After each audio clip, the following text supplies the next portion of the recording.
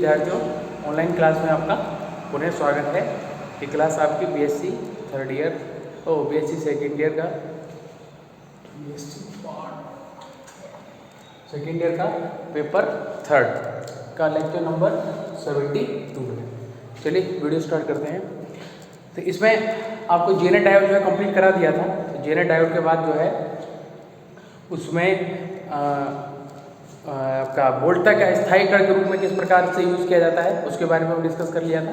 तो अब एक छोटा सा डायग्राम हो रहा है उसी टॉपिक में, फिर उसके बाद नया टॉपिक से अपना स्टार्ट करते हैं। ठीक है, क्या डायग्राम की तरह देखिए कि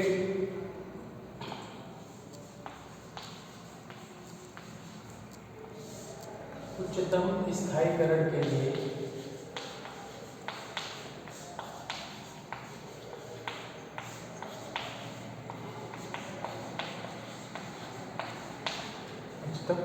स्थायी वहाँ पर देखो डेल्टा आई एल का मान, अगर प्रीवियस की हम बात करें, एक मिनट इसको ब्रेक करते हैं। अगर प्रीवियस वीडियो लेक्चर में बात करें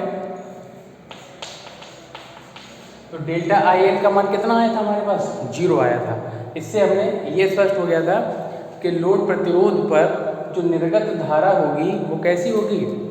नियत होगी, चाहे आप निवेशी वोल्टता को क्या करें, कम या ज़्यादा करें, उसके बावजूद भी लोड पर जो निर्गत लोड धारा है उसमें परिवर्तन क्या होगा? शून्य होता है। ठीक है, ये चाहो तो आप खुद भी लिख सकते हो इस चीज़ को, है ना, अगर नहीं लिखा होगा तो। उसके बाद जो है लिखने के बाद फिर ये लिखना जो अभी अब मैं यहाँ पर लिख रहा हूँ। ठीक, देखिए जरा, उच्चतम स्थायीकरण के लिए अगर आपको डायोड को आप जो परिपथ है उसमें आप आउटपुट वोल्टेज कांस्टेंट लेना चाहते हैं तो उसमें एक जेनर डायोड की जगह 2 जेनर डायोड का आपको यूज करना पड़ेगा। उसके लिए ये डायग्राम है, इसीलिए यहाँ पर ये लिखा गया है कि उच्चतम स्थायीकरण के लिए कैसा, देखो जरा,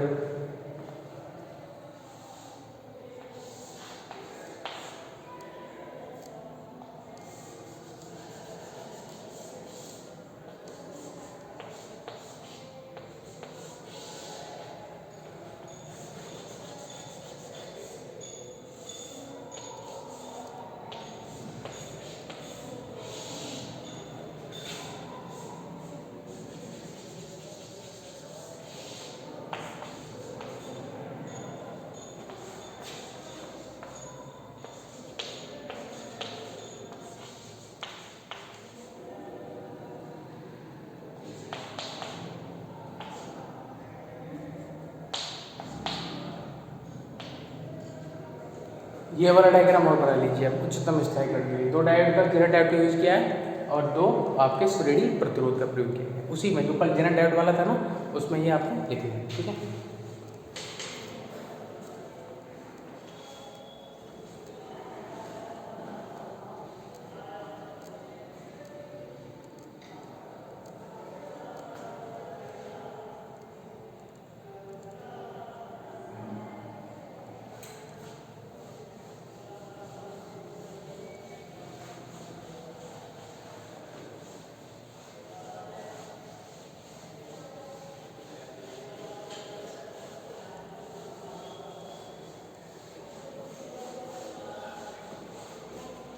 उसको बैठा दो। चलिए देखिए, अब है आपका नया टॉपिक स्टार्ट करना है, वो है आपका ट्रांजिस्टर।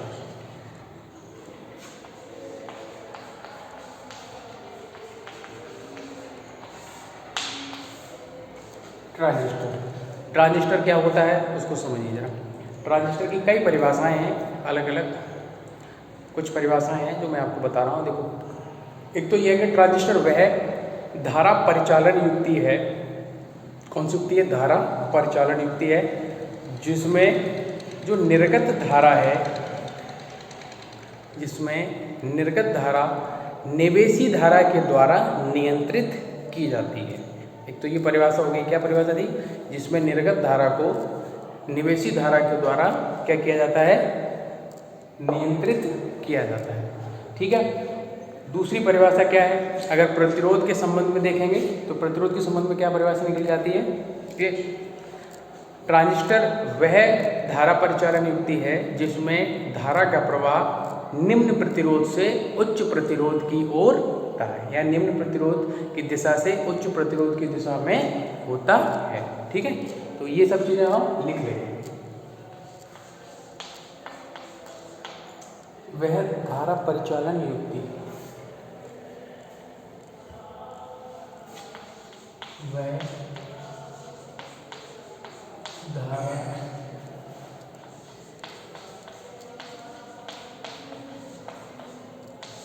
परिचालन युक्ति जिसमें निर्गत धारा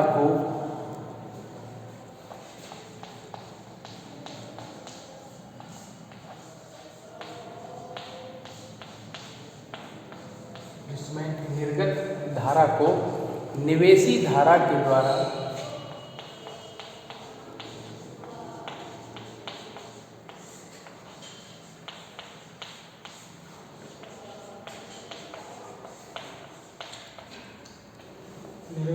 निवेशी धारा के द्वारा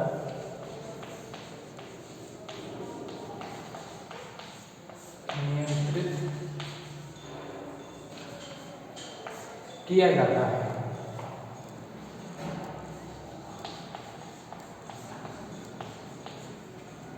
ट्रांजिस्टर कहलाती है।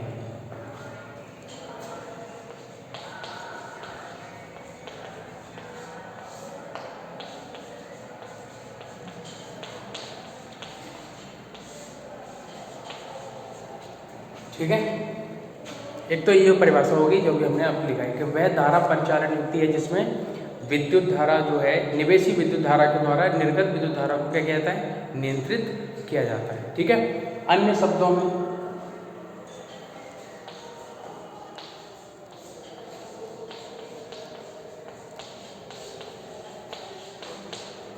में क्या होता है कि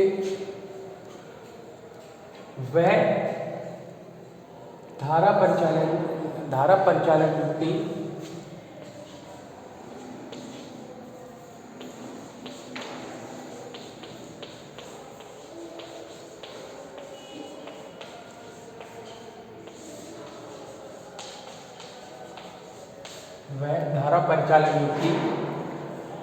जिसमें धारा का प्रवाह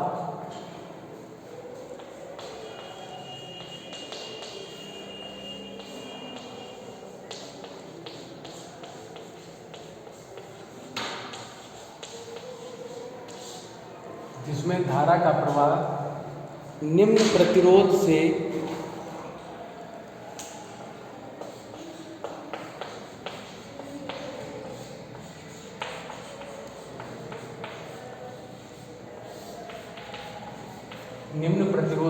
उच्च प्रतिरोध की ओर होता है।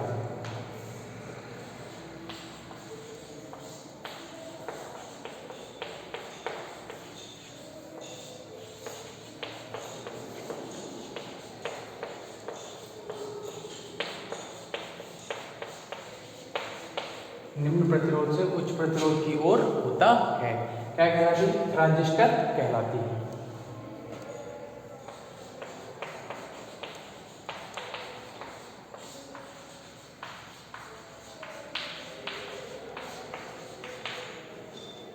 इसे द्विध्रुवी ट्रांजिस्टर कहा जाता है। इसे द्विध्रुवी ट्रांजिस्टर कहा जाता है।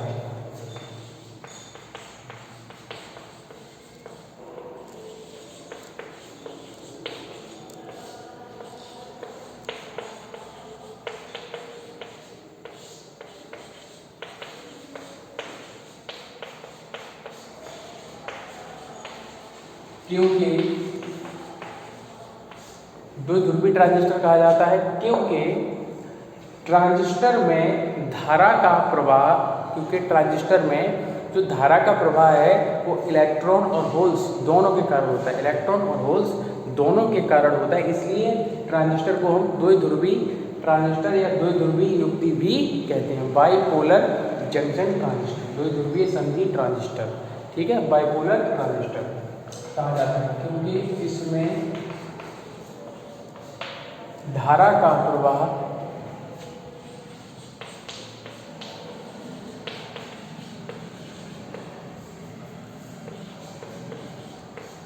इसमें धारा का प्रवाह इलेक्ट्रॉन व होल दोनों के कारण होता है।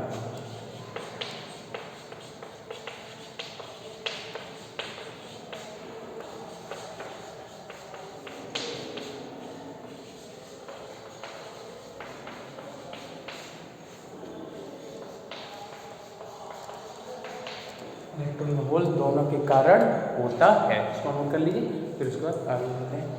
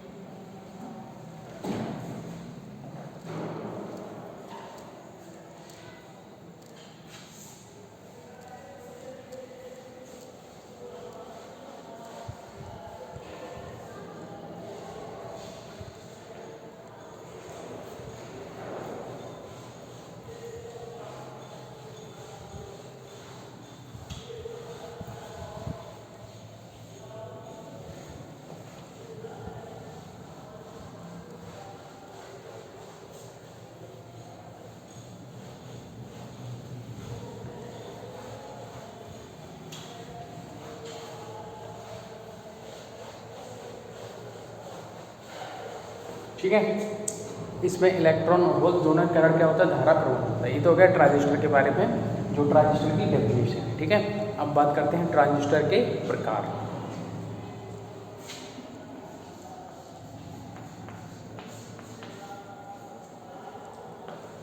अर्धचालक के आधार पर ट्रांजिस्टर निम्नलिखित दो प्रकार के होते हैं।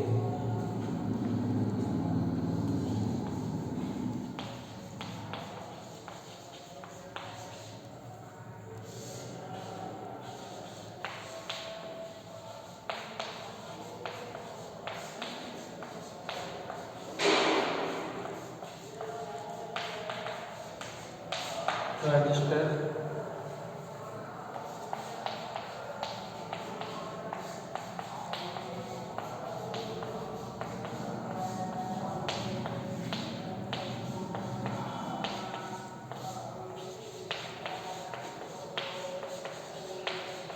निम्नलिखित दो प्रकार के होते हैं।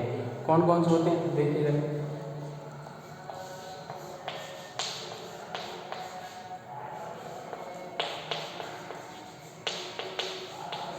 एनपीएन ट्रांजिस्टर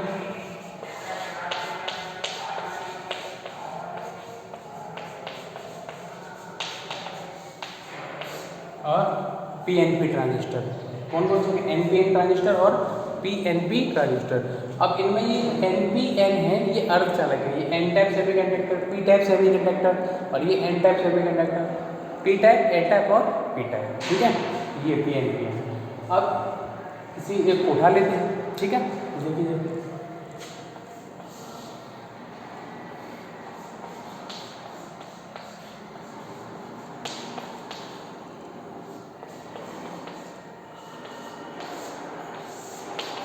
पहली हेडिंग रहेगी हमारी एनपीएन ट्रांजिस्टर। तो एनपीएन ट्रांजिस्टर किस प्रकार बनता है, उसका प्रतीक चिन्ह क्या होता है, उसके बारे में हम बात करें। अगर हम प्रतीक चिन्ह के बारे में बात करें तो देखो, पहले एक छोटा सा डायग्राम बनाते हैं कि क्या डायग्राम है। देखिए ट्रांजिस्टर,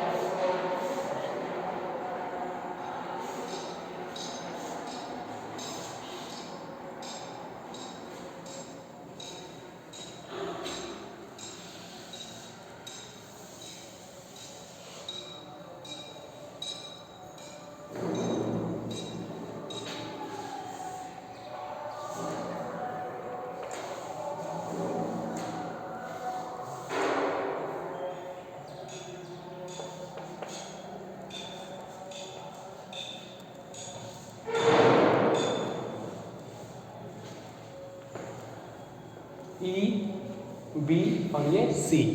अब ई बी सी क्या है वो समझिए।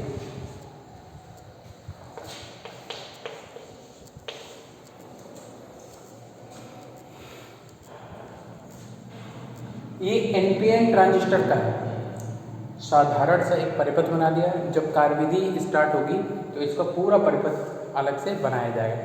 ये सिंपल परिपथ है यहाँ पर, ठीक है। और ये जो है इसका एनपीएन ट्रांजिस्टर का प्रतीक चिन्ह है।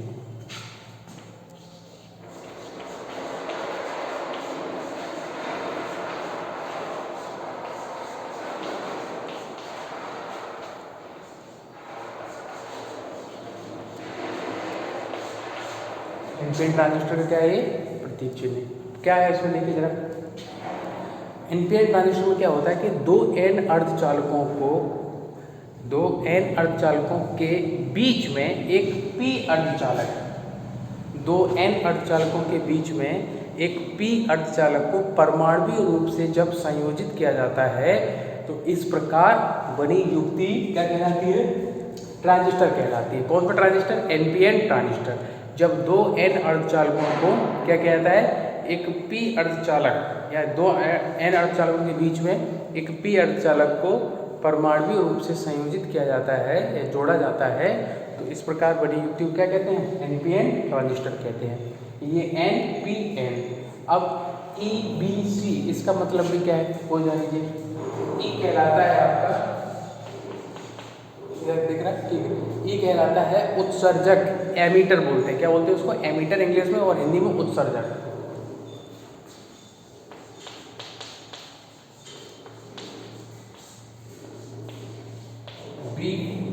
बी होता है बेस, इंग्लिश में बेस और हिंदी में आधार।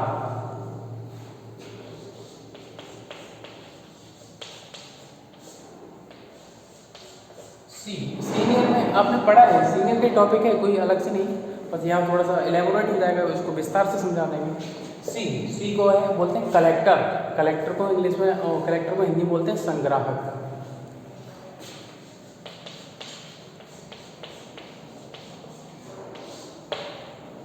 ये होता है ईबीसी का मतलब। देखो इसको नोट कर लो फटाफट, फिर आगे बढ़ते हैं।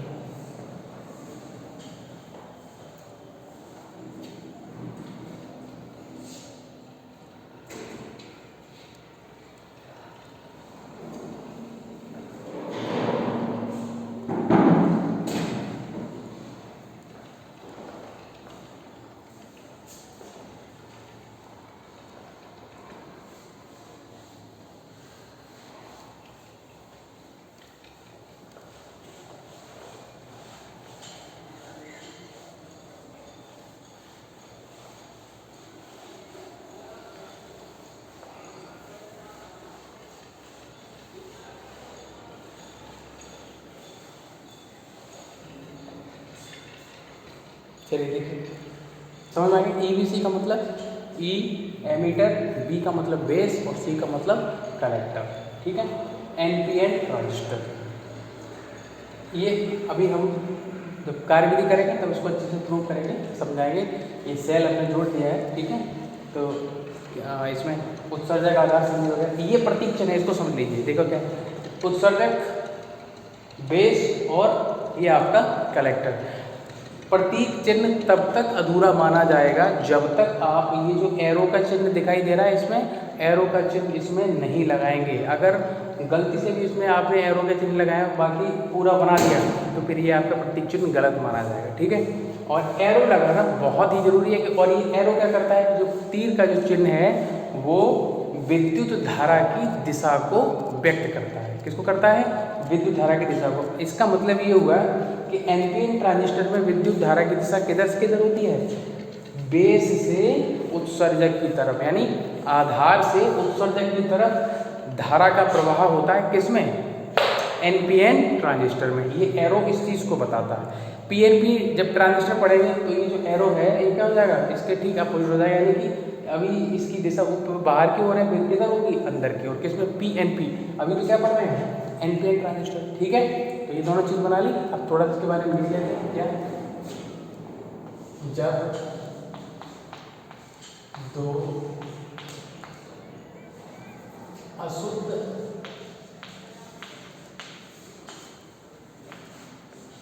एन अर्धचालकों के मध्य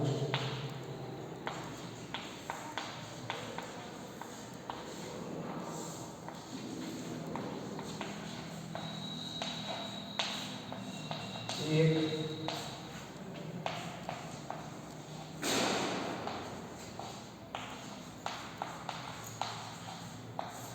पी अर्धचालक को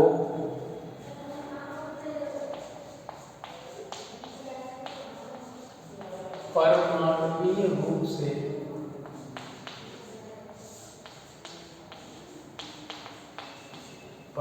रूप से जोड़ा जाता है,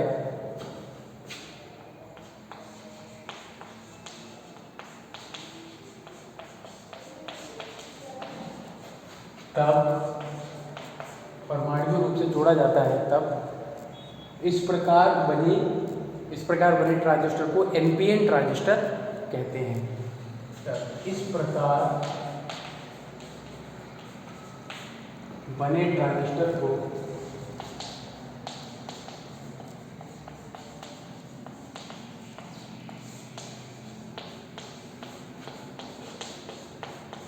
एनपीएन ट्रांजिस्टर कहते हैं। एनपीएन ट्रांजिस्टर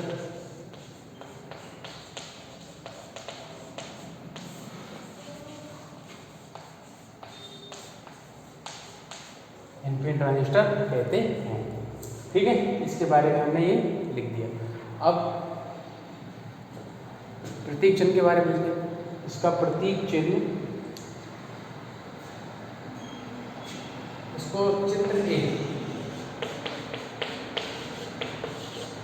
और इसको चित्र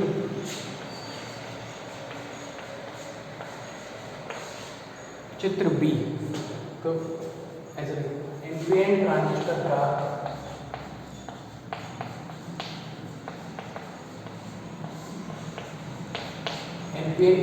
का प्रतीक चिन्ह चित्र बी में प्रदर्शित किया गया है।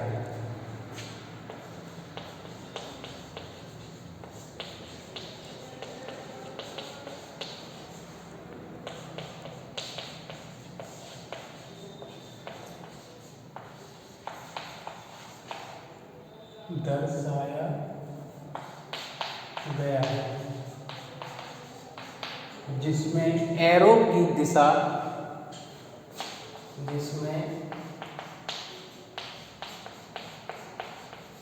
तीर की दिशा विद्युत धारा के प्रवाह को व्यक्त करती है।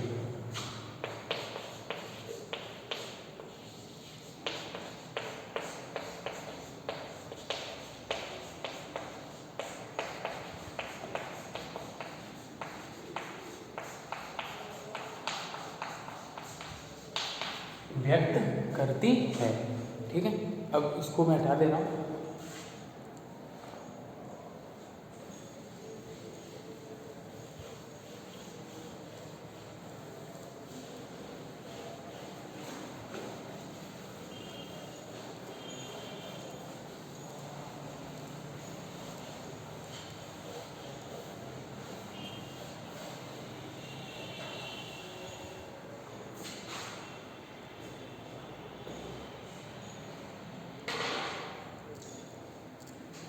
इसको नोट कर लो, है ना, फिर आगे बढ़ते हैं। विद्युत धारा की दिशा को, विद्युत धारा के प्रवाह को व्यक्त करती है, यानी विद्युत धारा इस दिशा में प्रवाहित हो रही है। ठीक है, इसमें किस प्रकार परिभाषा लिख दी, एन, दो एन के बीच में एक पी को जोड़ के एनपीएन बनता है। प्रतीक चिन्ह भी दे दिया इसका। अब हम इसके देखते हैं कार्य। ठीक है, कार्य विधि।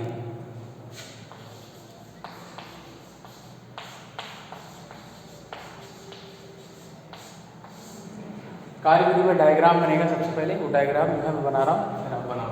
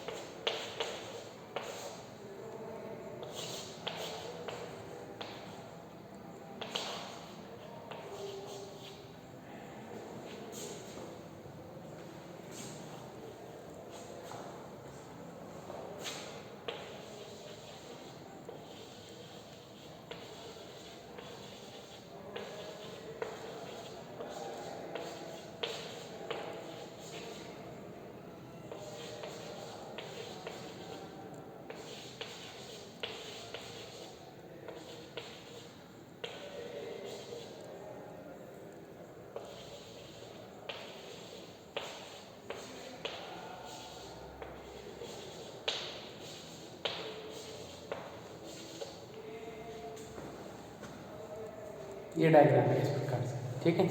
इसको आप बना लीजिए, नहीं तो फिर मैं नेक्स्ट वीडियो में इसको अच्छे से बनाऊँगा, ठीक है। तो मिलते हैं कल नेक्स्ट वीडियो में।